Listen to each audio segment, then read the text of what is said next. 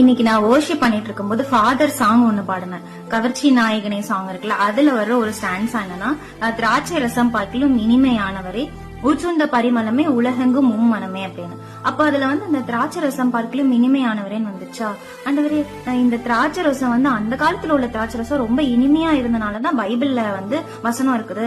அப்ப அந்த திராட்சை ரசத்தை நான் குடிச்சதில்ல, அது எவ்வளவு இனிமைன்னு எனக்கு தெரியல. இந்த காலத்துல எனக்கு எது இனிமையா இருக்குதுன்னு நான் பார்க்கும்போது எனக்கு போன் ரொம்ப இனிமையா தெரியுது ஏசப்பா. அதனால நான் இப்படி மாத்தி பாடுறேன்னு சொல்லிட்டு நான் பாடினேன். உங்களுக்கும் நான் அதை பாடி காமிக்கிறேன். மேபி நமக்கு போன் தான் ரொம்ப இனிமையா தெரிஞ்சிச்சுன்னா நம்ம இப்படி மாத்தி பாடலாம்னு நான் நினைக்கிறேன். தொலைபேசியை பார்க்கிலும் இனிமையானவரே, தொலைபேசியை பார்க்கிலும் இனிமையானவரே, உச்சுண்ட பரிமளமே உலகெங்கும் மனமே, உச்சுண்ட பரிமளமே உலகெங்கும் மனமே.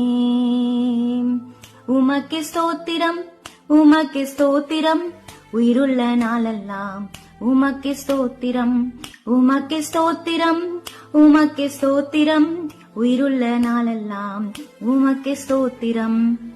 எனக்கு போன் இனிமையா தெரிஞ்சிச்சு. உங்களுக்கு எது இனிமையா இருக்குதோ நீங்க அவங்கள வச்சு பாடலாம். இல்ல அந்த ஒரு பொருளை வச்சு கூட நீங்க எது இனிமையா இருக்கோ அதை நினைச்சு நீங்க ஆண்டவரை துதிக்கலாம்.